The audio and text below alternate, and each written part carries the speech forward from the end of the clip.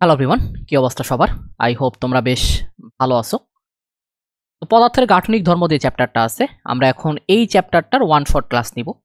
এটা খুব সহজ একটা চ্যাপ্টার। এখান থেকে রিটেন প্রশ্ন আসতে পারে, আসলে ম্যাথমেটিক্যাল প্রশ্নই আসবে, কোনো প্রমাণ আসবে না বলেই আমার মনে হয়। এখন আসো আমরা এখান থেকে খুবই অল্প সময়ে একটা ক্লাস নিব, কারণ এই চ্যাপ্টারে রিটেনের জন্য খুবই অল্প কিছু জায়গা আছে, যে জায়গাগুলো হিট করলেই তুমি রিটেনের প্রশ্ন আসলে পারবা। আর সাথে ভার্সিটি প্রশ্ন ব্যাংক অবশ্যই করতে হবে তোমাদের। আমি কিন্তু ভার্সিটি প্রশ্ন ব্যাংকের ক্লাস তোমাদের নিছি, ওটা কিন্তু ভালো মতো দেখবা। একটা ক্লাসই আছে 1 ঘন্টা সামথিং মনে হয়। এখন হুকের সূত্র তোমরা জানো। হুকের সূত্র কি বলছে? হুকের সূত্র বলছে স্থিতিস্থাপক সীমার মধ্যে পীড়ন হচ্ছে বিকৃতির সমানুপাতিক। হুকের সূত্র কি বলছে একটু আমরা দেখার ট্রাই করি। আমাদের হুক বাবাজি কি বলছে? হুকের সূত্র বলছে, জগন্নাথে কিন্তু এই ঝামেলাগুলা করে, যে হুকের সূত্র বিবৃত করে এই টাইপের দিয়ে একটা প্রশ্ন কিন্তু দিতে পারে, মানে রিটেনে। স্থিতিস্থাপক সীমার মধ্যে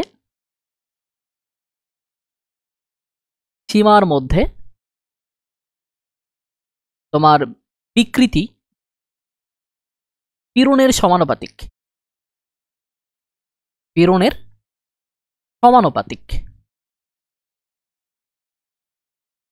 তার মানে হচ্ছে বিকৃতি যেটা আর কি, এই বিকৃতি সরি হ্যাঁ বিকৃতি যেটা ইজ প্রপোর্শনাল হচ্ছে পীড়ন। তো এখন এই যে পীড়ন আর বিকৃতির অনুপাত যেটা, এটা হচ্ছে একটা ধ্রুব সংখ্যা। পীড়ন ডিভাইডেড বিকৃতি, এই অনুপাতটা হচ্ছে একটা কনস্ট্যান্ট। আর এই কনস্ট্যান্টকে বলা হচ্ছে স্থিতিস্থাপক গুণাঙ্ক। স্থিতিস্থাপক সীমার মধ্যে তোমার পীড়ন এবং বিকৃতির যে অনুপাত, সেই অনুপাতকে বলা হচ্ছে স্থিতিস্থাপক গুণাঙ্ক। স্থিতিস্থাপক গুণাঙ্ক কয় ধরনের? 3 ধরনের। একটা হচ্ছে ইয়ং এর গুণাঙ্ক, একটা হচ্ছে তোমার আয়তন গুণাঙ্ক, আর একটা হচ্ছে তোমার ক্রিন্তন গুণাঙ্ক বা ব্যাবর্তন গুণাঙ্ক। আমরা ইয়ং এর গুণাঙ্ককে তোমরা এই যে বড় হাতের ওয়াই দিয়ে প্রকাশ করি, ক্রিন্তন গুণাঙ্ককে আমরা ইটা দিয়ে প্রকাশ করি, আর আয়তন গুণাঙ্ককে আমরা বি দিয়ে প্রকাশ করি। এটা মাথায় রাখবা অলওয়েজ। এটা হচ্ছে ইটা দিয়ে প্রকাশ করি, আর আয়তন গুণাঙ্কে আমরা বি দিয়ে প্রকাশ করি। এখন আসো পয়জনের অনুপাত। এই পয়জনের অনুপাত যেটা, সেটা হচ্ছে তোমার পার্শ্ব বিকৃতি এবং দৈর্ঘ্য বিকৃতির যে অনুপাত, সেটাকে পয়জনের অনুপাত বলে। পয়জনের অনুপাতের কোনো মানে এককও থাকে না, আবার কি মাত্রাও থাকে না। অনেক সময় পরীক্ষায় প্রশ্ন আসে এমসিকিউতে যে পয়জন অনুপাতের একক কি, মাত্রা কি। তুমি যেহেতু একই জাতীয় দুইটা রাশির হচ্ছে অনুপাত, এটা মানে দুইটাই হচ্ছে বিকৃতির অনুপাত, সো এটার কোনো এককও থাকবে না, মাত্রাও থাকবে না।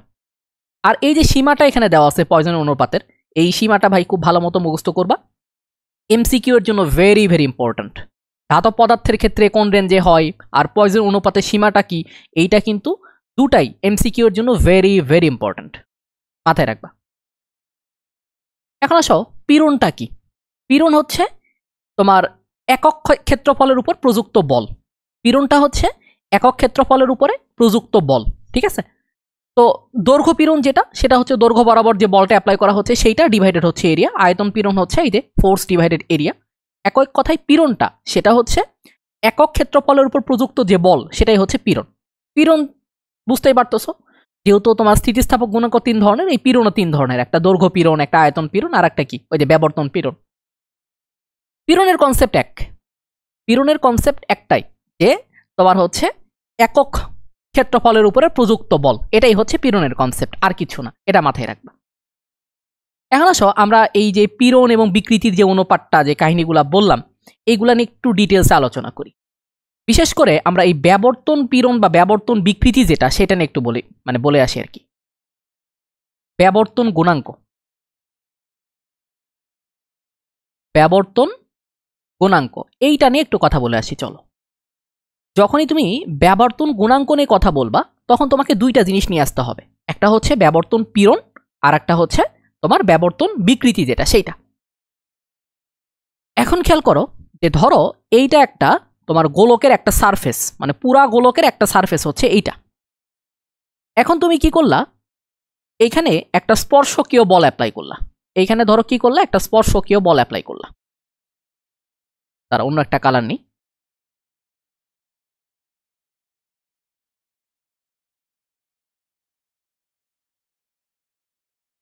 দেখো তুমি ধরো এখানে একটা স্পর্শকীয় বল অ্যাপ্লাই করলা, এই স্পর্শকীয় বল অ্যাপ্লাই করার ফলে কি হবে দেখো,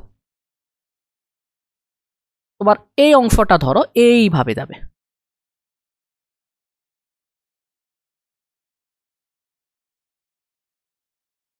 এটা যদি এই দিকে বেঁকে আসে তাহলে এইটা এই দিকে চলে যাবে।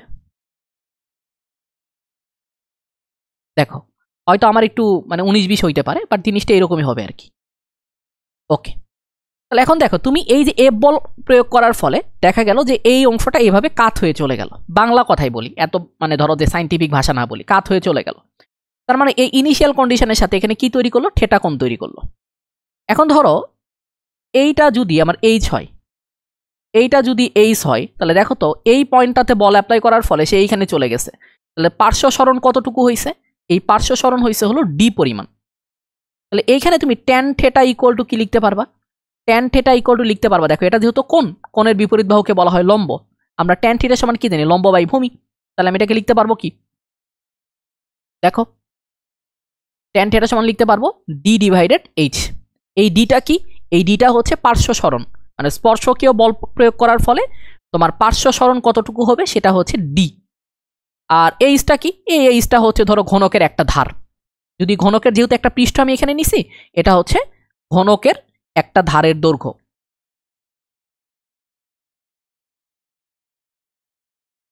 ধারের দৈর্ঘ্য। এখন এই যে ট্যান থেটা, এটাকে আমরা সরাসরি বিকৃতি না বলে, যেহেতু থিটা এখানে অনেক ক্ষুদ্র হয়, তাহলে ট্যান থেটাকে আমরা থেটা বলি, তাহলে এই থেটাটাই হচ্ছে এখানে ব্যাবর্তন বিকৃতি, এটাকে আমরা বলতেছি ব্যাবর্তন বিকৃতি। এখন খেয়াল করে দেখো, এই যে তুমি স্পর্শকীয় বল এফ অ্যাপ্লাই করছো, তাহলে এখানে একটা পীড়ন আছে না, হ্যাঁ, এখানে যে পীড়নটা হবে সেই পীড়নটা হবে এইরকম, পীড়ন ইকুয়াল টু হচ্ছে তুমি যে স্পর্শকীয় বল অ্যাপ্লাই করছো সেই বল ডিভাইডেড, দেখো এই বলটা একটা সারফেসের উপরে বা একটা ক্ষেত্রের উপরে অ্যাপ্লাই করা হয়েছে, তাহলে নিচে হবে এই ক্ষেত্রের ক্ষেত্রফল, নিচে কি হবে, এই ক্ষেত্রের ক্ষেত্রফল। এখন যদি এটা একদম ধরো সুষম ঘনক হয়, তাহলে এটাও হবে এইচ, এটাও হবে কি এইচ, তাহলে ক্ষেত্রফলটা কি হবে H into H, that means কি এইচ এর উপরে স্কোয়ার, এটা মাথায় রেখো। তাহলে এখানে আমার এই যে ব্যাবর্তন যে গুণাঙ্ক যেটা আছে সেটা ইকুয়াল টু কি হবে, পীড়ন হচ্ছে এফ বাই এ, আর এখানে বিকৃতি হচ্ছে থেটা, তাহলে এটাকে আমি লিখতে পারি এফ বাই এ থেটা। যদি শুধু থেটা দেওয়া থাকে তাহলে এটাকে অবশ্যই আমরা কিসে নিব, এটাকে আমরা নিব রেডিয়ানে, এটাকে আমরা কিসে নিব, রেডিয়ানে নিব, এটা মাথায় রাখবা। এখন আসো ব্যাবর্তন গুণাঙ্ক তো আমরা বললাম, তো আমরা আরেকটা গুণাঙ্ক নিয়ে একটু কথাবার্তা বলি, সেটা হচ্ছে আয়তন গুণাঙ্ক। এটা নিয়ে অনেক সময় পেইন খায় পোলাপান, দৈর্ঘ্য গুণা মানে ইয়ং এর গুণাঙ্ক নিয়ে পোলাপান পেইন খায় না। আয়তন গুণাঙ্ক,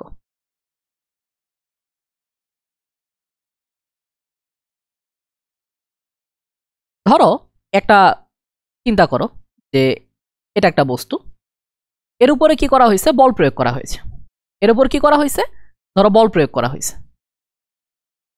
ঠিক আছে, এর উপর বল প্রয়োগ করা হয়েছে, এর উপরে ধরো বল প্রয়োগ করা হয়েছে, বল প্রয়োগের ফলে কি হয়ে যাবে, এ তো ছোট হয়ে যাবে তাই না, যেহেতু বলটা আমরা কম্প্রেস করার জন্য বল প্রয়োগ করতেছি, তার মানে এটা ছোট হয়ে যাবে, আয়তনটা কি হবে, ছোট হয়ে যাবে, বুঝলাম। তাহলে এইখানে তোমার দেখো যে বলটা প্রয়োগ করছো সেটা হচ্ছে ধরো এফ, আর এখানে এরিয়াটা ছিল এ, তাহলে এখানে পীড়নটা কি হবে, এখানে পীড়ন যেটা হবে সেটা হচ্ছে এফ বাই এ। এখন তরল পদার্থের ক্ষেত্রে বা গ্যাসীয় পদার্থের ক্ষেত্রে আমরা একক ক্ষেত্রফলে যে বলটা প্রয়োগ করি সেটাকে বলা হয় চাপ, আমরা তরল বা গ্যাসীয় পদার্থের ক্ষেত্রে একক ক্ষেত্রফলে যে বলটা প্রয়োগ করি সেটাকে বলা হয় চাপ, কারণ চাপ নামে বেশি পরিচিত এটা। তাহলে এখানে আয়তন যখন গুণাঙ্ক করবা তখন পীড়নটা হচ্ছে এখানে প্রেসার। আর এখন দেখো বিকৃতি বের করতে হবে, আমার আয়তন বিকৃতি বের করতে হবে। আয়তন বিকৃতিটা কি খেয়াল করে দেখো, প্রথমে ইনিশিয়াল ভলিউম ধরো V1, এই V1টা হচ্ছে ইনিশিয়াল ভলিউম, অথবা শুধু ভি ধরো ইনিশিয়াল ভলিউম, আর ডেল্টা ভি যদি ধরো আয়তনের পরিবর্তন, এটা ধরো আয়তনের পরিবর্তন, আয়তনের পরিবর্তন, আয়তনের পরিবর্তন বলতে তোমার প্রথমে কত আয়তন ছিল মাইনাস হচ্ছে পরে কত আয়তন হয়েছে, এটা হলো আয়তনের পরিবর্তন। তাহলে আয়তন বিকৃতি কি হবে এখানে, এখানে আয়তন বিকৃতি হবে এই যে আয়তনের পরিবর্তন কতটুকু ডিভাইডেড হচ্ছে ইনিশিয়াল আয়তন, আয়তনের পরিবর্তন কতটুকু ডিভাইডেড হচ্ছে ইনিশিয়াল আয়তন। তাহলে আয়তন গুণাঙ্ক যেটা, সেই গুণাঙ্ক হচ্ছে উপরে থাকবে পীড়ন, পীড়ন মানে কি প্রেসার, আর নিচে থাকবে কি বিকৃতি, কি বিকৃতি, আয়তন বিকৃতি, ডেল্টা ভি ডিভাইডেড ভি। তাহলে এটাকে লেখা যায় P into b divided delta V. এখানে ভিটা কি, এই ভিটা ছিল ইনিশিয়াল আয়তন, পি হচ্ছে অ্যাপ্লাইড প্রেসার মানে কি পরিমাণ চাপ তুমি প্রয়োগ করছো, আর ডেল্টা ভি হচ্ছে চাপ প্রয়োগের ফলে আয়তনের পরিবর্তন কতটুকু হয়েছে। এটা মাথায় রাখবা। এখন আসো আমরা ইয়ং এর গুণাঙ্ক নিয়ে একটু কথাবার্তা বলি, কারণ তোমরাও বলতে পারো ভাইয়া ইয়ং এর গুণাঙ্ক তো দেখাইলেন না। দেখো এখানে একটা ফিগার ড্র করা ছিল, তাহলে আমার ড্র করা লাগবে না। এই যে দেখো, এই যে বস্তুটা আছে ধরো খাড়া করে এখানে ঝুলানো আছে, এখানে তুমি এফ বল প্রয়োগ করছো। এখানে এফ বল প্রয়োগ করার ফলে কি হয়েছে, তোমার ধরো প্রথমে ইনিশিয়াল দৈর্ঘ্য ছিল এইটা এল, ইনিশিয়াল দৈর্ঘ্য ছিল ধরো এল। এখন তুমি এফ বলটা প্রয়োগ করার কারণে তোমার দৈর্ঘ্যটার কিছুটা পরিবর্তন হয়েছে, দৈর্ঘ্যটা কিছু বেড়ে গেছে। কতটুকু বেড়ে গেছে, ধরো ডেল্টা এল পরিমাণ বেড়ে গেছে। তাহলে পীড়নটা হচ্ছে এইটা, তাহলে বিকৃতি কি হবে, এখানে বিকৃতি হবে দৈর্ঘ্য কতটুকু পরিবর্তন হয়েছে সেইটা ডিভাইডেড হচ্ছে ইনিশিয়াল দৈর্ঘ্য। এটা মাথায় রাখবা।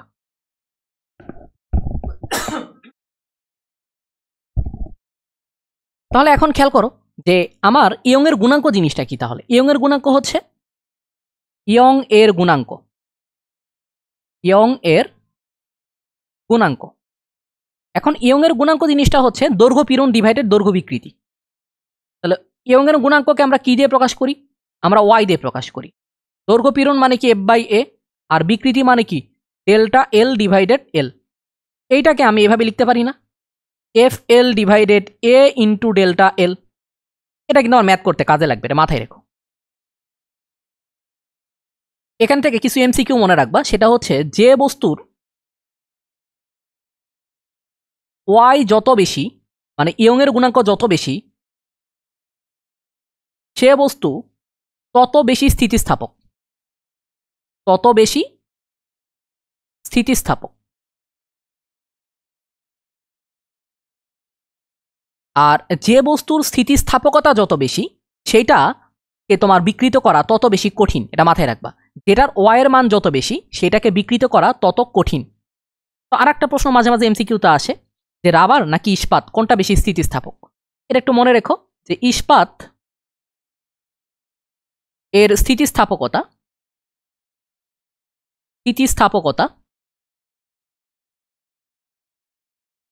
রাবারের চেয়ে বেশি, রাবারের চেয়ে বেশি, এটা মাথায় রাখবা। এখন আসো এই অঙ্কতে যাওয়ার আগে আমরা ইউনিট নিয়ে একটু কথাবার্তা বলি। ইউনিট, তারপরে মাত্রা, এগুলো একটু কথা বলি, কারণ এমসিকিউতে এই জিনিসগুলো আসে। আমরা এখন unit.com পড়বো আর কি, unit.com। চলো প্রথমে আমরা দেখব বিকৃতির ইউনিট। বিকৃতি এর কোনো একক নেই, কারণ কি একই জাতীয় রাশির দুটা অনুপাত, উপরেও দৈর্ঘ্য নিচেও দৈর্ঘ্য, অথবা নিচে উপরেও আয়তন নিচেও আয়তন, একই জিনিস। এর কোনো একক বা মাত্রা নেই। এখন আসো বিকৃতি গেল, এখন আসো পীড়ন। পীড়নটা কি, পীড়ন মানে হচ্ছে F by A. F by A মানে কি, তাহলে এই এফ এর এককটা কি নিউটন, আর এর এককটা কি মিটার স্কোয়ার। তাহলে এককটা হচ্ছে তোমার নিউটন পার মিটার স্কোয়ার অথবা প্যাসকেল। আর মাত্রাটা কি, তাহলে মাত্রাটা হবে বলের মাত্রা। বলের মাত্রা কি, বলের মাত্রা হচ্ছে F equal to M A, আর এ মানে কি, ধরো এ মানে এই রাখো, এম এর মাত্রা কি বড় হাতের এম, এর এল এর মাত্রা কি এল টি ইনভার্স 2, আর এর মাত্রা কি এল এর উপরে স্কোয়ার। তার মানে তোমার পীড়নের মাত্রা হচ্ছে M L inverse 1 T inverse 2। তো পীড়নের এককটা মনে রাখবা, কারণ এককটা অনেক সময় আসতে পারে।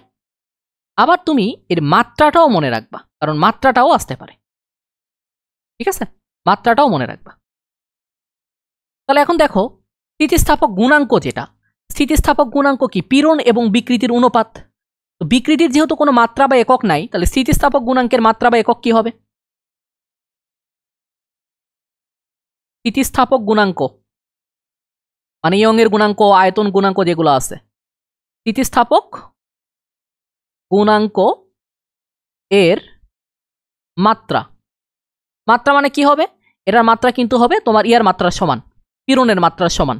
এর মাত্রাটা কি হবে? পীড়নের মাত্রা। এটা লেখো পীড়নের মাত্রা। তার মানে কি? এইটাই। আর যদি বলে একক, স্থিতিস্থাপক গুণাঙ্কর একক, এটা কি হবে জানো? এই স্থিতিস্থাপক গুণাঙ্কের একক হবে তোমার এই যে প্যাসকেল অথবা নিউটন পার মিটার স্কোয়ার। আর কিছুক্ষণ আগে আমি বলছি পয়জন অনুপাতের কি নাই, কোনো মাত্রাও নাই, এককও নাই। আয়তন গুণাঙ্ক যখন আমরা পড়তে যাব সেখানে দুইটা জিনিস পড়তে হবে তোমাকে আরেকটু ক্লিয়ার করে। আয়তন গুণাঙ্ককে আমরা কি দিয়ে প্রকাশ করি? বি দিয়ে প্রকাশ করি। আয়তন গুণাঙ্ক কি দিয়ে প্রকাশ করা হয়? বি দিয়ে প্রকাশ করা হয়। আয়তন গুণাঙ্কই হচ্ছে অসংনম্যতা।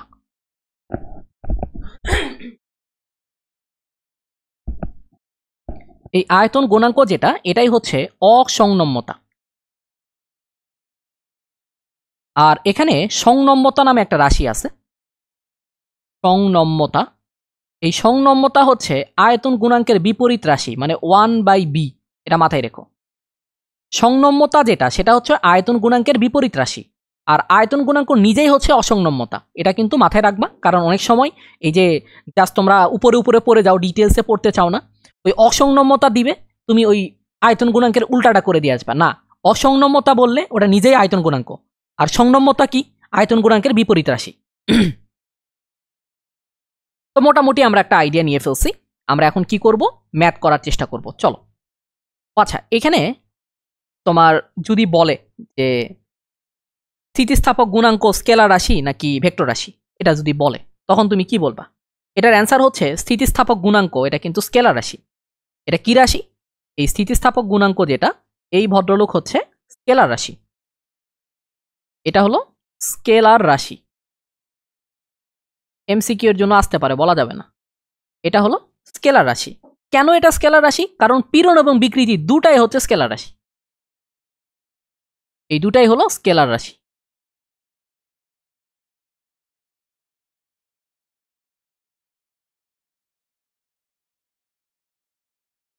চলো আমরা এখন ম্যাথে যাই। আমরা এখন ম্যাথ করি। ম্যাথ করলে আমাদের বিষয়গুলো ক্লিয়ার হয়ে যাবে। 5 মিটার ধার বিশিষ্ট একটি ঘনকের একটি তল বরাবর 100 নিউটন স্পর্শকীয় বল প্রযুক্ত হয়েছে। ব্যবর্তন পীড়ন কত? ব্যবর্তন পীড়ন মানে কি ভাইয়া বলো? ব্যবর্তন পীড়ন মানে হচ্ছে, দেখো, পীড়ন মানে অলওয়েজ বল ডিভাইডেড ক্ষেত্রফল। এখানে বলটা হচ্ছে 100 নিউটন। এখন ক্ষেত্রফল দেখো, এই যে ধার মানে কি? একটা বাহুর দৈর্ঘ্য। আর ঘনকের একটা তল মানে, একটা তল মানে কি? এইরকম একটা তল মানে এইরকম। তাহলে ধরো এটা যদি 5 মিটার হয়, তাহলে এটাও 5 মিটার। এরিয়া তাহলে কত হবে? এরিয়া হবে 25 মিটার স্কোয়ার। তা আলটিমেটলি পীড়নের এককটা কি হবে? এখানে এককটা হবে নিউটন পার মিটার স্কোয়ার। এটা মাথায় রাখবা। এককগুলা ভালো মতো লেখো, কারণ এককগুলা ঠিক মতো তুমি যদি না লেখো পরীক্ষার হলে কিন্তু ঝামেলাই পড়বে। এটা মাথায় রেখো। পরীক্ষার হলে অনেকে মনে করতে পারে ভাই এই মানে কি বলা হয় আর কি, একক নিয়েও কি স্যাররা ঝামেলা করবে? ভাই একক নিয়ে আরো বেশি মাত্রায় ঝামেলা করতে পারে। এটা নিয়ে একটু সিরিয়াস থেকো, কারণ একক নিয়ে তারা একটু বেশি কনসার্ন। দৈর্ঘ্য বিকৃতি কি? এই যে দেখো, যে দৈর্ঘ্যের পরিবর্তন ডিভাইডেড ইনিশিয়াল দৈর্ঘ্য। আয়তনের বিকৃতি কি? তোমার আয়তনের পরিবর্তন ডিভাইডেড হচ্ছে ইনিশিয়াল আয়তন। তো এগুলো অলরেডি বলা হয়ে গেছে, তাও এখানে লেখা আছে। আসো আমরা পরের ম্যাথটা করি, যে ম্যাথটা আমার ঢাকা ইউনিভার্সিটিতে 9-10 আসছিল। 5 মিটার দীর্ঘ একটি তারের নিচ প্রান্তে 10 কেজি ভর ঝুলালে এর দৈর্ঘ্য 5 মিলিমিটার বৃদ্ধি পায়। প্রস্থচ্ছেদের ক্ষেত্রফল 10 মিলিমিটার স্কোয়ার হলে ইয়ং এর গুণাঙ্ক কত? এটা বের করতে বলছে। আমার জি এর ভ্যালু দেওয়া আছে 10। তাহলে এখন খেয়াল করে যে 5 মিটার দীর্ঘ যে তারটা দেওয়া আছে, এটা হলো তারের ইনিশিয়াল দৈর্ঘ্য। আর এই যে এটা হলো তুমি ভর ঝুলাইছো, তার মানে এটাই ফোর্সে কনভার্ট হবে। দৈর্ঘ্য কতটুকু বৃদ্ধি পাই? এটা ডেল্টা এল। আর এটা হলো ক্ষেত্রফল এ, আর জি এর মান দেওয়া আছে। তাহলে প্রথমেই ইয়ং এর গুণাঙ্ক বের করতে চাইলে আমি যদি আলাদা আলাদা করে ক্যালকুলেশন করতে চাই, তাহলে সেক্ষেত্রে আমার পীড়ন বের করতে হবে। আমার কি বের করতে হবে? পীড়ন বের করতে হবে। আর যদি আমি আলাদা করে ক্যালকুলেশন না করি, দরকার নেই, ভর্তি পরীক্ষার টাইম এমনিতেই কম থাকে। এটা কি হবে? এফ বাই এ ডিভাইডেড হবে কি? ডেল্টা এল ডিভাইডেড এল। তার মানে এটা কি হবে? এফ এল ডিভাইডেড এ ডেল্টা এল। মান বসাও। এফ এর মান কত? এফ এর মান হচ্ছে এমজি, তাহলে 10 × 10। এল এর ভ্যালু কত? ইনিশিয়াল দৈর্ঘ্য ছিল 5 মিটার। এরিয়ার ভ্যালু কত 10 মিলিমিটার স্কোয়ার, মিলিমিটার স্কোয়ারে মিটারে নিলে মিটার স্কোয়ারে নিলে 10 টু দি পাওয়ার -6 দিয়ে গুণ করবা। আর এখানে ডেল্টা এল মানে দৈর্ঘ্য বৃদ্ধি কত ছিল 5 মিলিমিটার, তার মানে মিটারে নিতে হবে 10 টু দি পাওয়ার -3। এখন চলো, যেহেতু আমার ক্যালকুলেটর নাই, আমার কিন্তু ক্যালকুলেটর ছাড়াই করতে হবে।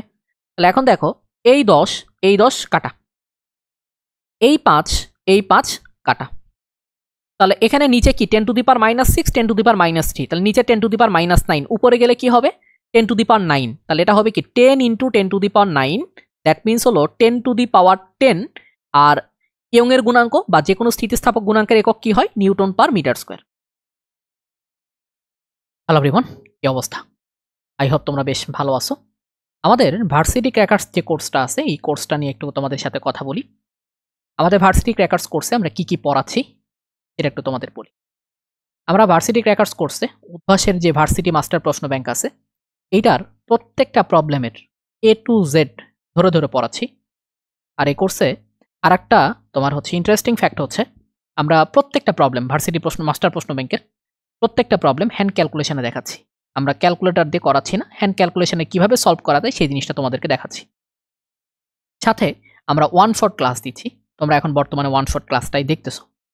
ওয়ান শট ক্লাস দিচ্ছি, সাথে সাথে তোমাদের হচ্ছে কোশ্চেন ব্যাংকের প্রত্যেকটা প্রবলেম সলভ করাচ্ছি। কেউ যদি ওয়ান শট এবং কোশ্চেন ব্যাংকের প্রত্যেকটা প্রবলেম সলভ করো, আই হোপ তোমাদের প্রিপারেশনটা খুব ভালো মতো হয়ে যাবে। এরপরে ঢাকা ভার্সিটি পরীক্ষার পরে আমরা যে কাজটা করব সেটা হচ্ছে তোমাদের সামনে কৃষি পরীক্ষা, আমরা কৃষি প্রশ্ন ব্যাংক ভালো মতো সলভ করাবো। সাথে আমরা কৃষির জন্য আলাদা করে ওয়ান শট রিভিশন ক্লাস নিব। এটার সাথে তোমরা আরেকটা জিনিস পাবা, সেটা হচ্ছে জিএসটি। আমরা কিন্তু জিএসটির জন্য এই কোর্সটা লঞ্চ করছিলাম না, কারণ তোমাদের জিএসটি ভেঙে দেওয়ার একটা কথা ছিল। কিন্তু বর্তমানে যেহেতু জিএসটি আবার ব্যাক করতেছে, আমরা জিএসটি পর্যন্ত এই কোর্সটা রান করাবো। জিএসটি পরীক্ষার আগে আমরা আবার প্রত্যেকটা চ্যাপ্টারের উপরে ওয়ান শট ক্লাস নেওয়ার চেষ্টা করব। কোর্স ফি কত এটার ভাইয়া? কোর্স ফি হচ্ছে 1000 টাকা।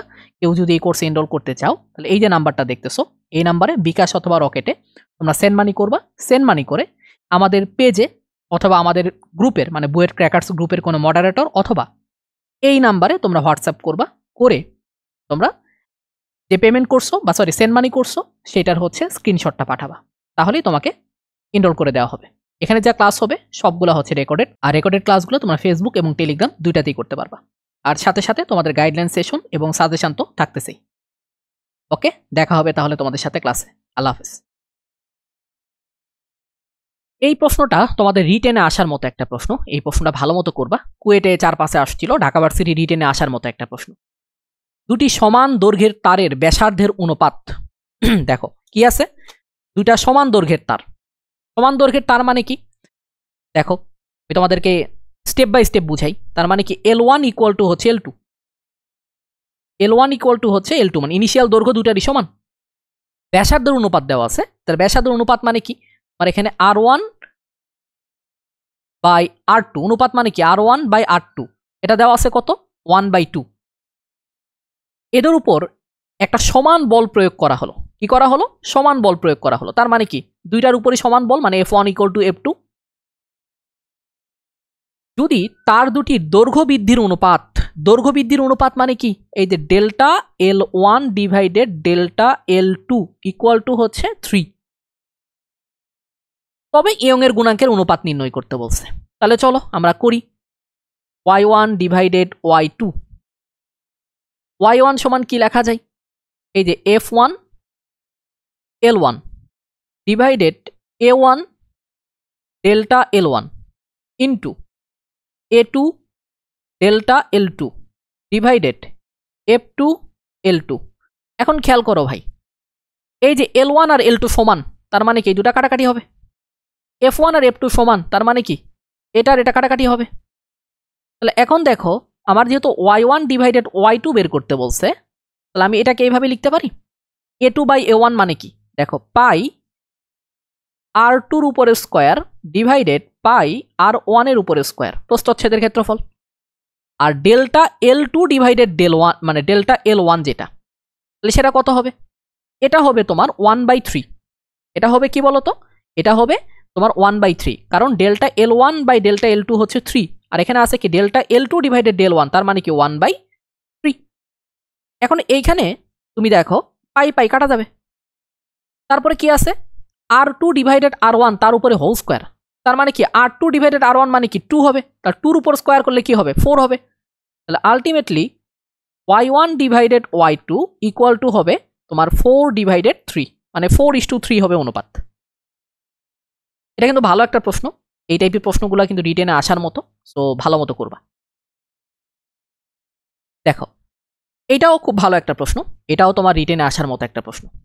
হয়তো ভ্যালুগুলো হয়তো এত কঠিন দিবে না, ভ্যালুগুলো হয়তো একটু সহজ সহজ দিয়ে দিবে, বাট এই টাইপের প্রশ্নগুলো পরীক্ষায় আসতে পারে।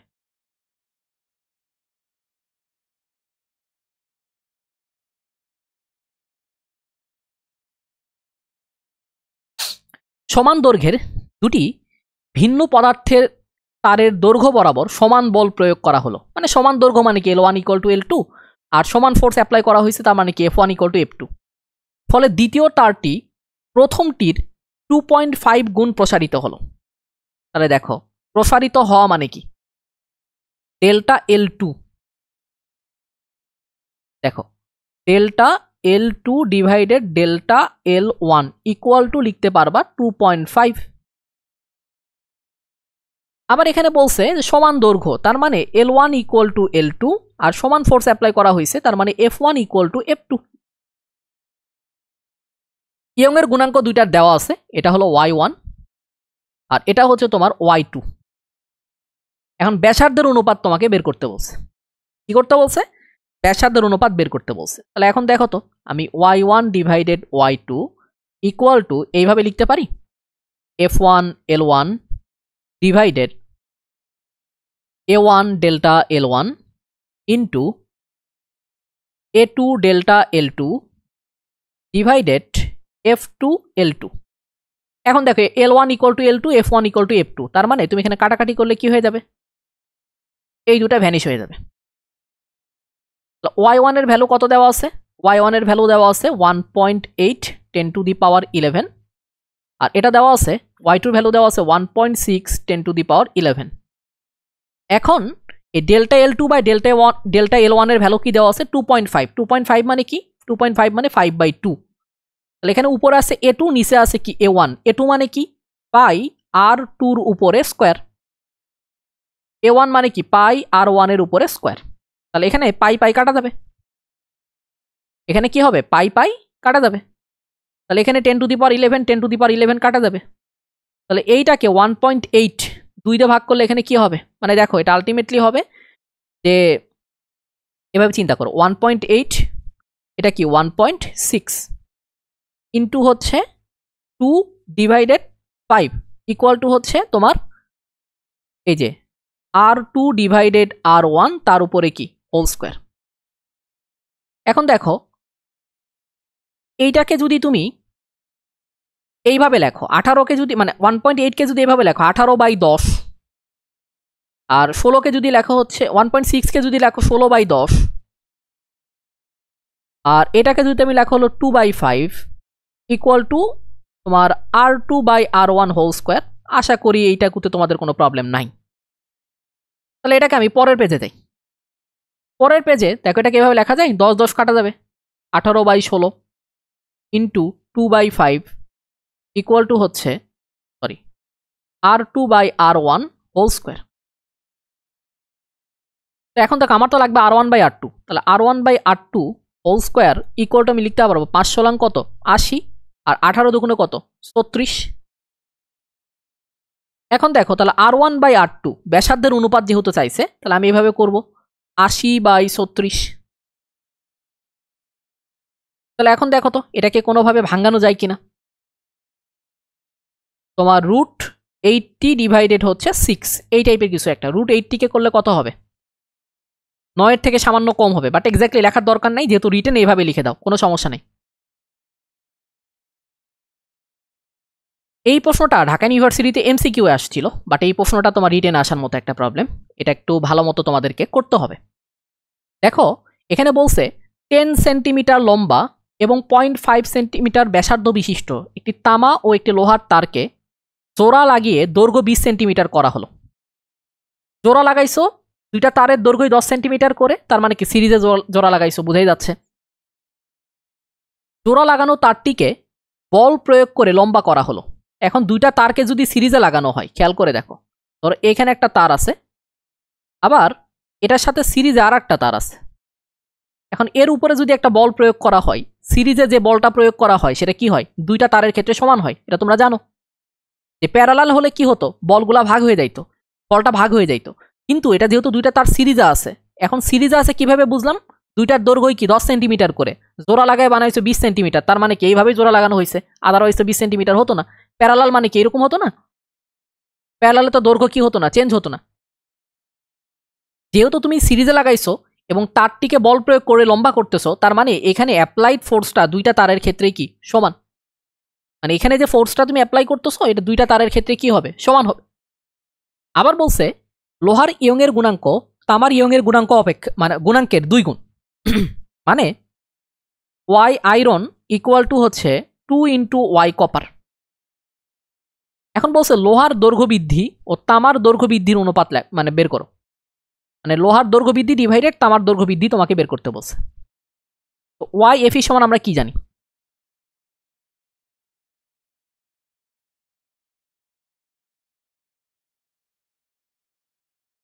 দেখো দুইটার ক্ষেত্রে তারের কি অ্যাপ্লাইড ফোর্স সমান, দুইটার দৈর্ঘ্য সমান, ব্যাসার্ধ সমান হলে কি হবে, ক্রস সেকশনাল এরিয়াও সমান হবে, কারণ কি পাই আর স্কয়ার হলো ক্রস সেকশনাল এরিয়া। তার মানে এই দুইটার ক্ষেত্রে এই তিনটা সেম।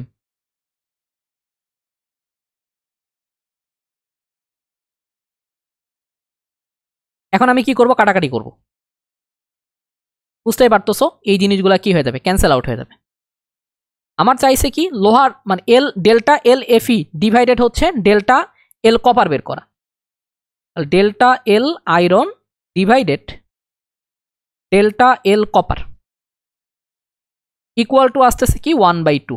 দেখো তুমি যদি অঙ্কগুলা বোঝো, মানে ধরো বিশাল বড় একটা অঙ্ক এখানে দিছে, তুমি যদি অঙ্কটা বোঝো, তোমার কাছে অঙ্কগুলা করা হচ্ছে জাস্ট 1 মিনিটের ব্যাপার।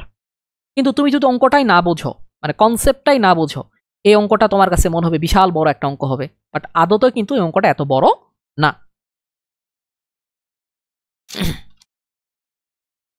চলো আমরা পরের প্রবলেম যেগুলো আছে সেগুলো একটু সলভ করার ট্রাই করি। আয়তন গুণাঙ্ক এবং সংনম্যতা রিলেটেড। আমি কিন্তু ভাই ভার্সিটি কোশ্চেন ব্যাংকের যে প্রশ্নগুলো ছিল আমি কিন্তু সবগুলাই হ্যান্ড ক্যালকুলেশনে দেখাইছি। তোমরা অবশ্যই ভার্সিটি কোশ্চেন ব্যাংকের ক্লাসটা একটু দেখার ট্রাই করবা, অথবা তোমরা যেখানে হ্যান্ড ক্যালকুলেশন আটকায় যাবা ভিডিওটা টেনে সেখানে দেখে নিবা। 700 মিলিমিটার পারদ চাপে 500 কিউবিক সেন্টিমিটার গ্যাস রাখা আছে। স্থির তাপমাত্রায় চাপ 10 মিলিমিটার বৃদ্ধি করায় আয়তন 0.5 সেন্টিমিটার কিউব কমে যায়। আয়তন গুণাঙ্ক কত? খেয়াল করে দেখো, তাহলে এখানে তুমি যে এই যে দেখো যে 10 মিলিমিটার চাপ বৃদ্ধি করছো, তার মানে কি এটাই হচ্ছে অ্যাপ্লাইড ফোর্স, মানে অ্যাপ্লাইড চাপ যা আর কি, মানে তুমি যে চাপটা অ্যাপ্লাই করছো ওই গ্যাসের উপরে সেটা হচ্ছে এইটা। তাহলে এখন আয়তন গুণাঙ্ক বি সমান আমরা কি জানি, P into initial volume divided আয়তনের পরিবর্তন। তাহলে এখানে পিটা হবে কি, এই পিটা হবে দেখো এই যে এইটা, দেখো অনেকে কি করে পিটা এইটা বসাই দেয়, না পি কিন্তু এইটা না, পিটা হচ্ছে তুমি ওই গ্যাসীয় বস্তুর উপরে কতটুকু চাপ প্রয়োগ করছো, এইটা কতটুকু চাপে রাখা আছে সেইটা কিন্তু না, কতটুকু চাপ তুমি প্রয়োগ করছো সেইটা কিন্তু, এইটা একটু মাথায় রাখার চেষ্টা করবা। অনেকে এই জিনিসটা মাথায় রাখে না, পরীক্ষার হলে গিয়ে দেখা যায় যে তার ভিতরে একটা বিশাল কনফিউশন তৈরি হয়ে যায়। আর কনফিউশন তৈরি হয়ে গেলে তুমি মাথায় রাখো যে পরীক্ষায় যেহেতু টাইমটা অনেক কম থাকে, রিকভার করার আসলে টাইমটা থাকে না। মানে তুমি ধরো যে আবার এই যে শুধু ফিজিক্স নিয়ে তো পড়ে থাকলে হবে না, তোমাকে কেমিস্ট্রি দেখতে হবে, ম্যাথ দেখতে হবে, বায়োলজি দেখতে হবে, ইভেন অনেকে ম্যাথ বা বায়োলজি দাগাবা না, কেউ ইংলিশ বা কেউ বাংলা দাগাবা। তো পরীক্ষার হলে আসলে ওই যে টাইমের ব্যাপারটা ওইটা কিন্তু আর থাকে না।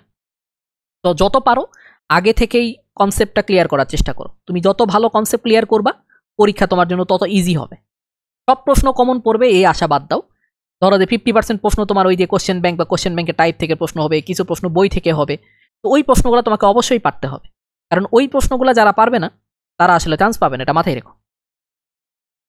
কঠিন প্রশ্ন না পারলে তোমার চান্সের কোনো ক্ষতি হয় না। কঠিন প্রশ্ন পারলে তোমার ধরো যে পজিশন তুমি টপের দিকে যাবা, টপ 100 টপ 200 এর দিকে যাবা, কঠিন দুই একটা প্রশ্ন যদি তুমি পারো। কঠিন প্রশ্ন তুমি যদি ভুল করো বা না পারো সেক্ষেত্রে তোমার চান্স পাওয়ার ক্ষেত্রে কোনো ইম্প্যাক্ট ফেলে না, বুঝতে পারছো? চান্স পাওয়ার ক্ষেত্রে এটা তেমন কোনো ইম্প্যাক্ট ফেলে না। কিন্তু তোমাদের সমস্যা হলো তোমরা এই সহজ জিনিসগুলো না পড়ে তোমরা কি করো, শুধু কঠিন জিনিসগুলো নিয়ে লাফালাফি করো। পরীক্ষার হলে গিয়ে দেখা যায় যে তুমি আলটিমেটলি সহজ জিনিস ভুল করে আসছো এবং তোমার চান্সটা হয় নাই। এরপরে তুমি ধরো যে বিভিন্ন জায়গায় কমেন্ট করে বেড়াবা, ইস আগে যদি জানতাম তাহলে আমি এত কঠিন কঠিন না পড়ে সহজ সহজ জিনিসগুলো বেশি করে পড়তাম। যাই হোক, ঢাকা ভার্সিটিতে ফিজিক্স একটু কঠিন হয়, এটা মেনে নিতে হবে তোমাকে।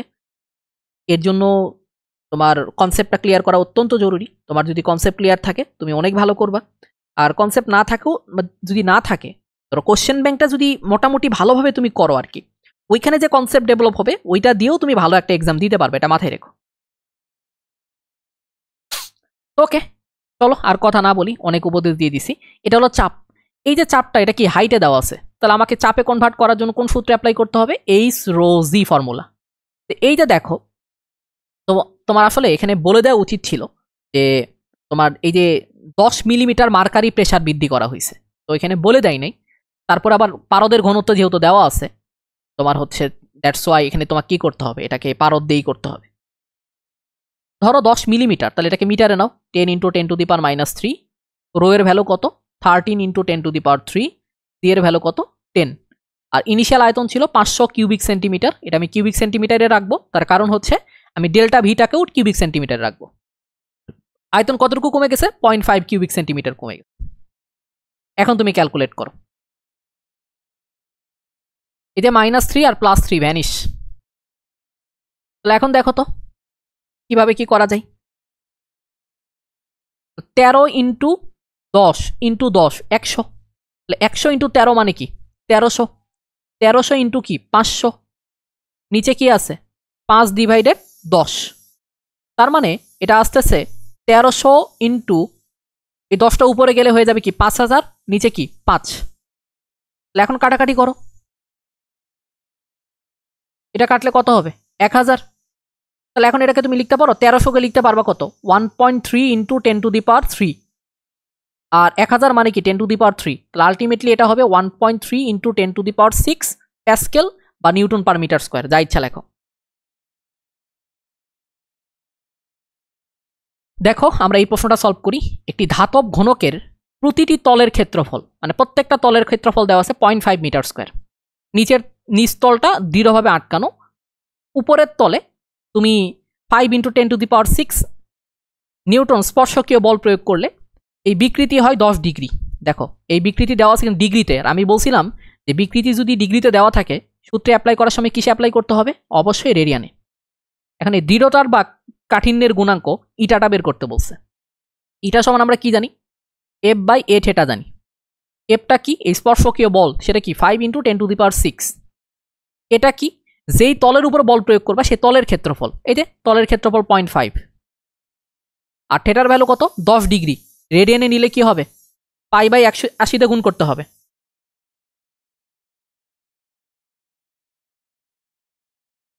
এখন চলো কাটাকাটি করি। কাটাকাটি করলে কি হবে? এই যে 5 × 10⁶ এইভাবে রাখো, তারপরে 0.5 কে এভাবে লেখো, 5/10 লেখো, ইন্টু π/180 ইন্টু হচ্ছে 10 লেখো। এখন চলো কাটাকাটি করি। এই 10 কাটা, এই 5 কাটা, 180 উপরে যাবে, তাহলে 180 ইন্টু 10⁶ ডিভাইডেড পাই তোমার প্যাসকেল বা নিউটন পার মিটার স্কোয়ার। এইটুকু লিখতে পারলেই এনাফ, ফুল মার্ক পেয়ে যাবে। এখন আসো, এই যে আমরা বস্তুকে কি করতেছি? টেনে লম্বা করতেছি। তো বস্তুকে যদি আমি টেনে লম্বা করি ফোর্স অ্যাপ্লাই করে, তাহলে সেক্ষেত্রে বস্তুর কি হচ্ছে? একটা স্থিতিশক্তি সঞ্চিত হচ্ছে, বা বস্তুকে টেনে লম্বা করার ফলে আমি বস্তুর উপরে একটা কাজ করতেছি। আমি বস্তুর উপরে যে কাজ করতেছি সেই কাজটা কি? বস্তুর মধ্যে স্থিতিশক্তি আকারে সঞ্চিত হচ্ছে। তো এই যে স্থিতিশক্তি বা কৃত কাজ, এটার ফর্মুলা হচ্ছে 1/2 × F × L। এই এলটাকে এল না লিখে ডেল্টা এল লেখো, তাহলে বুঝতে সুবিধা হবে। এই ডেল্টা এল হচ্ছে তোমার দৈর্ঘ্যের পরিবর্তন কতটুকু করতেছো সেইটা, আর এফটা হচ্ছে এই দৈর্ঘ্যের পরিবর্তন ডেল্টা এল পরিমাণ করতে তুমি কি পরিমাণে ফোর্স অ্যাপ্লাই করতেছো সেটা। তো এই যে সঞ্চিত শক্তি বা কৃত কাজ, এখানে একটা কনসেপ্ট আছে, সেটা হলো একক আয়তনে সঞ্চিত শক্তি। একক আয়তনে সঞ্চিত শক্তি, সেটা হচ্ছে, সূত্রটা মনে রাখবা, এত প্রমাণ দেখা লাগবে না, 1/2 × পীড়ন × বিকৃতি। এটা হচ্ছে একক আয়তনে সঞ্চিত শক্তি। আর কেউ যদি বলে যে কৃত কাজ বা সঞ্চিত শক্তি বের করো, কৃত কাজ অবলিক সঞ্চিত শক্তি বের করতে বলে, তার মানে বোঝাচ্ছে কি টোটাল শক্তিটা বের করতে বলছে। তাহলে তুমি কি করবা, হাফ ইন্টু পীড়ন ইন্টু বিকৃতি ইন্টু আয়তন। এই ভিটা হচ্ছে আয়তন। তো এই ধরো এই ফর্মুলাতে সরাসরি ম্যাথ আসতে পারে, এটাও লাগতে পারে, এটাও লাগতে পারে। এই তিনটা জিনিস মাথায় রাখলে আমার মনে হয় তুমি পারবা এখান থেকে যে প্রশ্নই দিক। দেখো 8 মিটার দীর্ঘ একটি তারের মাথায় 10 কেজি ভর ঝুলালে সেটি 0.2% বিকৃত হয়। প্রস্থচ্ছেদের ক্ষেত্রফল 1 সেন্টিমিটার স্কোয়ার হলে একক আয়তনে সঞ্চিত শক্তি কত? তাহলে একক আয়তনে সঞ্চিত শক্তি ধরো আমি ই দিয়ে প্রকাশ করি, সেটা হবে হাফ ইন্টু পীড়ন। পীড়ন মানে কি? আচ্ছা সূত্র লিখি চলো, হাফ ইন্টু পীড়ন ইন্টু বিকৃতি। দেখো এখানে হাফ থাকবে, পীড়ন মানে কি একক ক্ষেত্রফলে প্রযুক্ত বল। তাহলে বলটা কি 10 কেজি, জি এর মান 10, তার মানে কি এমজি 10 ইন্টু 10। এরিয়া কত? 1 সেন্টিমিটার স্কোয়ার। মিটার স্কোয়ারে নিলে কি হবে 10⁻⁻⁴ দিয়ে গুণ করতে হবে। বিকৃতি কত? 0.2%, তার মানে কি 0.2 ডিভাইডেড 100। এখন ক্যালকুলেট করো কত আসে। উপরে আসে 10 10 গুণ করলে 100, এই 100 আর এই 100 কাটা। তাহলে এইটাকে আমি আবার লিখতে পারি, এখানে 1/2 আছে ইন্টু 1 ডিভাইডেড 1 ইন্টু 10⁻⁻⁴ আছে। আর এই 0.2কে আমি আবার লিখতে পারি যে 2 ডিভাইডেড 10 লিখতে পারি। তাহলে এখন খেয়াল করো, কাটাকাটি যদি করি তাহলে সেক্ষেত্রে এই 2 আর এই 2 কাটা, তাহলে এটা হবে কি 1 ডিভাইডেড 10⁻⁻3। উপরে গেলে কি হবে 10⁻³ জুল, মানে 1000 জুল।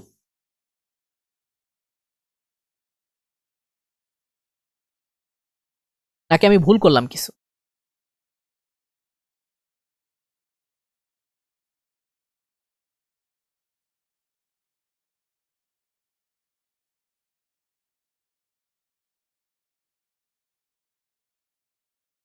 একক আয়তনে সঞ্চিত শক্তি বলছে না? হ্যাঁ ঠিকই তো আছে মনে হচ্ছে। ওকে, এখন আসো একটি 10 মিটার ধার বিশিষ্ট ঘনকের একটি পৃষ্ঠে 10,000 নিউটন স্পর্শকীয় বল প্রয়োগ করায় পৃষ্ঠটি বিপরীত পৃষ্ঠের সাপেক্ষে 10 সেন্টিমিটার সরে যায়। তার মানে এই যে পার্শ্ব সরণ ডিটা এখানে দেওয়া আছে। পার্শ্ব সরণ কি দেওয়া আছে? এখানে ডিটা দেওয়া আছে, এটা মাথায় রাখবা। তাহলে এখন সঞ্চিত শক্তি বের করতে বলছে, মানে টোটাল সঞ্চিত শক্তি। তাহলে টোটাল সঞ্চিত শক্তি ই ইকুয়াল টু কি হবে? হাফ ইন্টু পীড়ন। পীড়ন মানে কি F/A। আচ্ছা সূত্র লিখি, হাফ ইন্টু পীড়ন ইন্টু বিকৃতি ইন্টু তোমার আয়তন। হাফ এখানে থাকবে, পীড়নটা কি হবে দেখো, পীড়ন হবে এই তো 10,000, 1 2 3 4। ক্ষেত্রফল কত দেখো 10 মিটার ধার, তার মানে একটা বাহুর দৈর্ঘ্য 10, তাহলে সবগুলা বাহু যদি সমান হয় তাহলে 10-এর উপর স্কোয়ার হবে কেরিয়া। তারপরে দেখো বিকৃতি, বিকৃতি মানে কি মনে আছে? পার্শ্ব, এই যে বিকৃতি ছিল ডি ডিভাইডেড এইচ, পার্শ্ব সরণ ডিভাইডেড একটা ধারের দৈর্ঘ্য, আমি কিন্তু পড়াইছি, এটা ছিল বিকৃতি। তাহলে এখন এখানে পার্শ্ব সরণ 10 সেন্টিমিটার, তার মানে কি 0.1 মিটার, আর এই এইচ হলো একটা ধারের দৈর্ঘ্য কত 10 মিটার। আর আয়তন কত? আয়তন দেখো ঘনকের একটা বাহুর দৈর্ঘ্য যদি 10 মিটার হয় তাহলে আয়তন কি হবে 10-এর উপরে কিউব। তাহলে এখন ক্যালকুলেট করি চলো, এখানে 10-এর উপর স্কোয়ার আর 10 গুণ করলে কি হবে 10⁻3। তাহলে উপরে 10⁻3, নিচে 10⁻3 কি হবে ক্যান্সেল আউট হবে। তাহলে এখন 10,000কে 2 দিয়ে ভাগ করলে কি হবে 5,000। 5,000 ইন্টু 0.1 আছে, 0.1 মানে কি 1/10, তার মানে কি হবে 500 জুল হবে। এখন আসো অসহ পীড়ন জিনিসটা কি, এইটা নিয়ে একটু কথাবার্তা বলি যে ভাই অসহ পীড়ন জিনিসটা আসলে কি।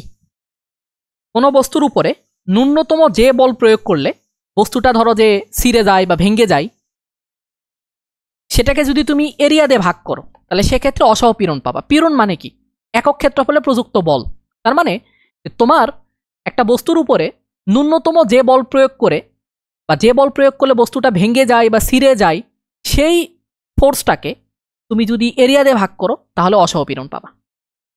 এই প্রশ্নটা রিটেনের জন্য ভালো, তোমাদের বইয়ের প্রশ্ন আসতে পারে।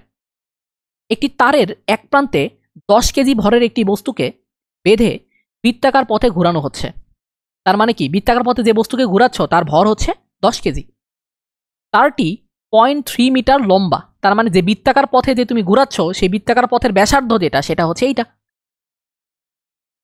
প্রস্থচ্ছেদের ক্ষেত্রফল হচ্ছে এত মিটার স্কোয়ার, মানে যে তারটা তুমি করতেছো সেটা, সে তারের প্রস্থচ্ছেদের ক্ষেত্রফল হচ্ছে 10⁻⁻6 মিটার স্কোয়ার। আর তারটি যে পদার্থ দিয়ে তৈরি তার অসহ পীড়ন হচ্ছে এইটা। এখন বলছে বস্তুটিকে সর্বোচ্চ কত কৌণিক বেগে ঘুরানো যেতে পারে নির্ণয় করো।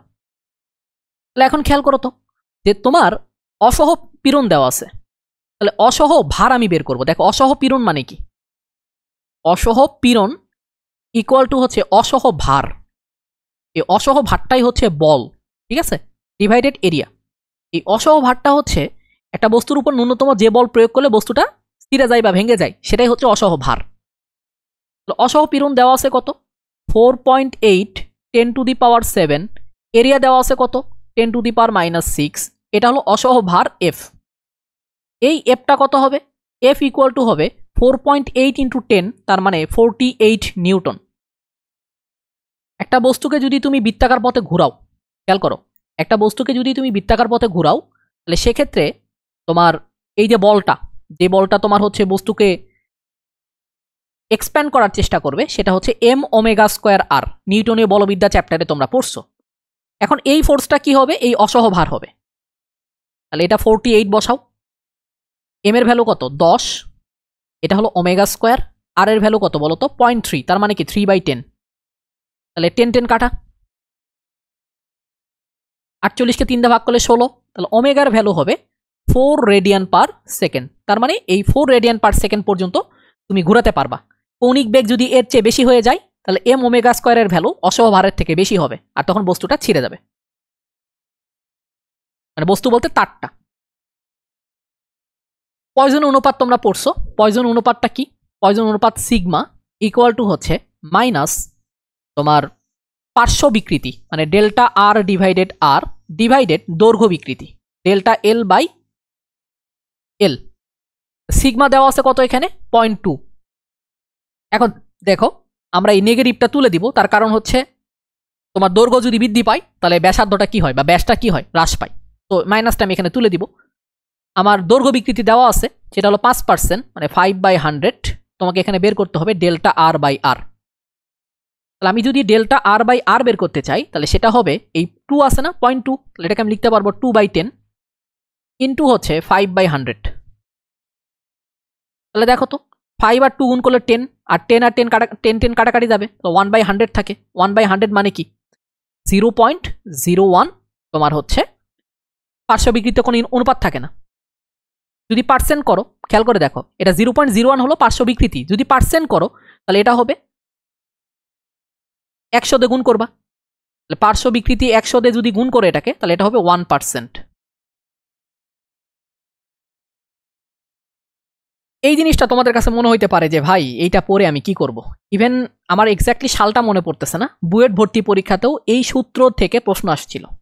3 প্রকার গুণাঙ্কের মধ্যে সম্পর্ক আর পয়জনের অনুপাতের সাথে তোমার গুণাঙ্কগুলোর সম্পর্ক। এই অংশটা একদম ঠাডা মুখস্থ করে রাখবা, তার কারণ হচ্ছে এটা রিটেনেও আসতে পারে, এমসিকিউতেও আসতে পারে। তোমাদের বইয়ে নাই আমি জানি, কিন্তু আমরা যখন বুয়েটে পড়ছি তখন এই তোমার ধরো সলিড মেকানিক্স যখন পড়ছি তখন এই জিনিসটা স্যারদের খুবই প্রিয় ছিল। তো ধরো যে তোমার ঢাকা ভার্সিটিতে টিচারগুলো প্রশ্ন করবে তারা কিন্তু এই জিনিসগুলো দিয়ে দিতে পারে। এই সূত্রগুলো মনে রেখো, ওগুলোর থেকে কিন্তু প্রশ্ন আসার ভালো রকম একটা পসিবিলিটি আছে। ইভেন বুয়েটে যারা রিটেন দিবা তারাও এই সূত্রটা ভালো মতো দেখবা। দেখো সূত্রটা কি, এই যে 9 ডিভাইডেড হচ্ছে ইয়ং এর গুণাঙ্ক, 9 ডিভাইডেড হচ্ছে ইয়ং এর গুণাঙ্ক, এটা হচ্ছে কাঠিন্যের গুণাঙ্ক, আর এই বি হচ্ছে তোমার আয়তন গুণাঙ্ক। এখন দেখো এইখানে তোমার ইয়ং এর গুণাঙ্কের সাথে আয়তন গুণাঙ্ক এবং পয়জন অনুপাতের সম্পর্ক হচ্ছে y = 3b 1 - 2 সিগমা। আবার ইয়ং এর গুণাঙ্কের সাথে কাঠিন্যের গুণাঙ্ক এবং পয়জন অনুপাতের সম্পর্ক হচ্ছে 2 ইটা 1 + সিগমা। দেখো এইটা দিয়ে আমরা একটু প্রশ্ন করি, চলো মানে কয়েকটা প্রশ্ন সলভ করার ট্রাই করি।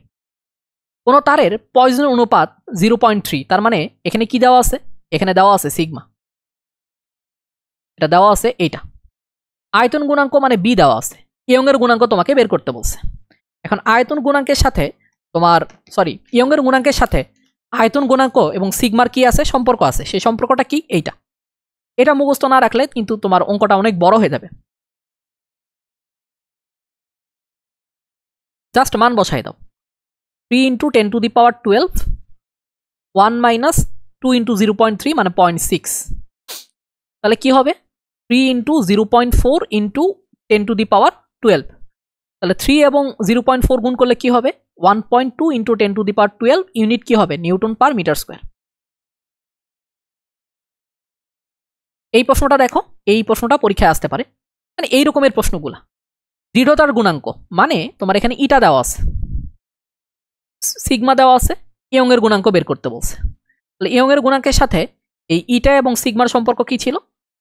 2 ইটা 1 + সিগমা। 2 × 10⁻11 1 + 0.5। তাহলে 1 + 0.5 মানে 1.5। 1.5 × 2 গুণ করলে কত হয়? 3। 3 × 2 গুণ করলে কি হয়? 6। তাহলে 6 × 10⁻11 ইউনিট কি হবে? Newton per metre square. আজকে আমাদের লাস্ট প্রশ্ন, বাট এই প্রশ্নটা খুব ভালো মতো করতে হবে। এখানে একটা ফিগার দেওয়া ছিল, যেটা আমার টাইপার হয়তো তোমার দিতে ভুলে গেছে আর কি ফিগারটা।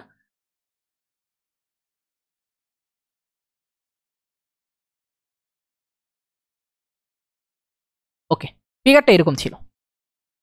তো এই প্রশ্নটা তোমার ধরো বুয়েট ভর্তি পরীক্ষায় কয়েকবার আসছে। এই প্রশ্নটা বুয়েট ভর্তি পরীক্ষায় কয়েকবার আসছে, এই টাইপের প্রশ্ন। তো তোমাদের এখনো কি হয় নাই,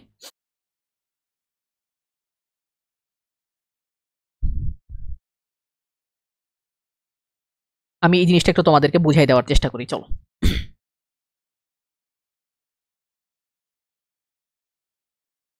প্রশ্ন কি বলছে এখানে, যে তোমার এটা হলো এ বিন্দু,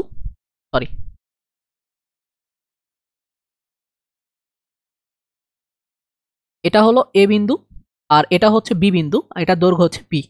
দেখো, এ ও বি দুটি পোস্টের মাঝখানে 10 সেন্টিমিটার স্কোয়ার প্রস্থচ্ছেদ বিশিষ্ট লোহার একটি তারকে টান টান করে রাখা হয়েছে। হঠাৎ তাপমাত্রা 20 ডিগ্রি কমে গেল। লোহার দৈর্ঘ্য প্রসারণ সহগ এইটা। এখন বলছে যে এ ও বি প্রান্তে সৃষ্ট টানের মান কত, মানে ফোর্সটা তোমাকে বের করতে বলছে। 9-10-এ তুমি পড়ছিলা যে তাপমাত্রার পরিবর্তন হলে দৈর্ঘ্যের পরিবর্তন হয়।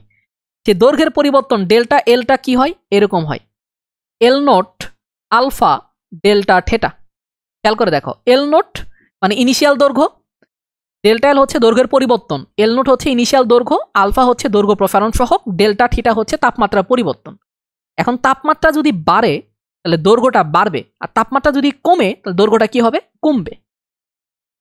এখন দেখো তো, এই ডেল্টা এল কে এই এল নোটটা এই পাশে নিয়ে আসলে তুমি কিভাবে লিখতে পারো? আলফা ডেল্টা থিটা লিখতে পারো। এই যে জিনিসটা দেখো, এই আলফা ডেল্টা এল ডিভাইডেড এল নোট, এটাই হচ্ছে আমার পীড়ন, পীড়ন বলতেছি, এটাই হচ্ছে আমার বিকৃতি। এটাই হচ্ছে কি বলতো? বিকৃতি। তাহলে পীড়নটা কি হবে? এই যে তারের মধ্যে যে ফোর্সটা জেনারেট হবে বা টানটা তৈরি হবে, সেই ফোর্স ডিভাইডেড হচ্ছে এরিয়া, এইটা হচ্ছে আমার পীড়ন। এটা মাথায় রাখবা।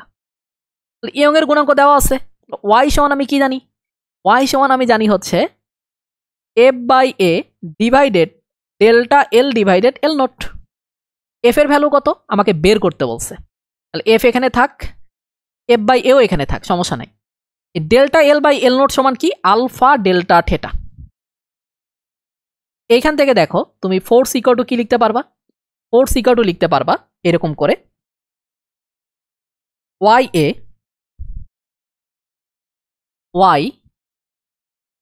এ আলফা ডেল্টা থেটা। এই সূত্রটা মাথায় রাখতে পারো যে তাপমাত্রা যখন পরিবর্তন হবে সেই তারে কি পরিমাণ ফোর্স বা কি পরিমাণ টান জেনারেট হবে, এটার জন্য তুমি এই সূত্রটা মনে রাখতে পারো সরাসরি। আমি তো তোমাকে প্রমাণ করে দেখাইলাম। আর তুমি যদি প্রমাণ মনে রাখতে না চাও, যদি মনে করো যে ভাই তুমি খুবই সুপার হিউম্যান টাইপের সূত্র মুখস্থ রাখতে পারো, তাহলে এইটা মনে রাখবা। আর এখানে অনেক সময় বলতে পারে যে একক ক্ষেত্রফলে তোমার টান কত। একক ক্ষেত্রফলে টান হবে এইরকম, তখন এটা 1 হয়ে যাবে। এফ ইকুয়াল টু কি করবা? ওয়াই আলফা ডেল্টা থিটা, এই 3টা ভ্যালু জানার থাকলেই তুমি বের করতে পারবা। তাহলে আমার কিন্তু একক ক্ষেত্রফলে বলে নাই, তাহলে আমি এখানে কি করব, মান বসাই দিব। ওয়াই এর ভ্যালু কত, ওয়াই এর ভ্যালু ছিল 2 × 10⁻11। এরিয়ার ভ্যালু কত ছিল, এরিয়ার ভ্যালু ছিল 10 সেন্টিমিটার স্কোয়ার, তার মানে 10 × 10⁻⁻4। আলফার ভ্যালু কত ছিল, আলফার ভ্যালু ছিল 10⁻⁻5। আর ডেল থিটার ভ্যালু ছিল 20 ডিগ্রি তাপমাত্রা কমাইছো, তাহলে 20। তাহলে এখন খেয়াল করো, এই যে 2, আচ্ছা এখানে তাহলে আমরা ক্যালকুলেট করি, চলো। এখানে আছে 10⁻11, এখানে -5, এখানে -4, তাহলে -9। তাহলে এটা হবে কি 2 × 10⁻2 × 10 × 20। ওকে, তাহলে 20 আর 2 গুণ করলে কি হবে 40, আর 40 আর 10 গুণ করলে কি হবে তোমার 400। তাহলে এটাকে আমি 400কে এইভাবে লিখতে পারি 4 × 10⁻2, আর এখানে আছে কি 10⁻2, তার মানে হচ্ছে 4 × 10⁻4 নিউটন হবে এখানে অ্যান্সার। ওকে পোলাপান, এইটুকুই আজকের মতো, এই চ্যাপ্টারে এইটুকু পড়লে আই থিঙ্ক এনাফ। বাকিটুকু আরও পড়তে চাইলে ইসাক স্যারের বইটা তোমরা দেখতে পারো। আল্লাহ হাফেজ। হ্যালো এভরিওয়ান, কি অবস্থা? আই হোপ তোমরা বেশ ভালো আছো। আমাদের ভার্সিটি ক্র্যাকার্স যে কোর্সটা আছে, এই কোর্সটা নিয়ে একটু তোমাদের সাথে কথা বলি। আমাদের ভার্সিটি ক্র্যাকার্স কোর্সে আমরা কি কি পড়াচ্ছি এটা একটু তোমাদের বলি। আমরা ভার্সিটি ক্র্যাকার্স কোর্সে উদ্ভাসের যে ভার্সিটি মাস্টার প্রশ্ন ব্যাংক আছে, এইটার প্রত্যেকটা প্রবলেমের A to Z ধরে ধরে পড়াচ্ছি। আর এই কোর্সে আর একটা তোমার হচ্ছে ইন্টারেস্টিং ফ্যাক্ট হচ্ছে, আমরা প্রত্যেকটা প্রবলেম ভার্সিটি প্রশ্ন মাস্টার প্রশ্ন ব্যাংকের প্রত্যেকটা প্রবলেম হ্যান্ড ক্যালকুলেশনে দেখাচ্ছি। আমরা ক্যালকুলেটর দিয়ে করাচ্ছি না, হ্যান্ড ক্যালকুলেশনে কিভাবে সলভ করা যায় সেই জিনিসটা তোমাদেরকে দেখাচ্ছি। সাথে আমরা ওয়ান শট ক্লাস দিচ্ছি, তোমরা এখন বর্তমানে ওয়ান শট ক্লাসটাই দেখতেছো। ওয়ান শট ক্লাস দিচ্ছি, সাথে সাথে তোমাদের হচ্ছে কোশ্চেন ব্যাংকের প্রত্যেকটা প্রবলেম সলভ করাচ্ছি। কেউ যদি ওয়ান শট এবং কোশ্চেন ব্যাংকের প্রত্যেকটা প্রবলেম সলভ করো, আই হোপ তোমাদের প্রিপারেশনটা খুব ভালো মতো হয়ে যাবে। এরপরে ঢাকা ভার্সিটি পরীক্ষার পরে আমরা যে কাজটা করব সেটা হচ্ছে তোমাদের সামনে কৃষি পরীক্ষা, আমরা কৃষি প্রশ্ন ব্যাংক ভালো মতো সলভ করাবো।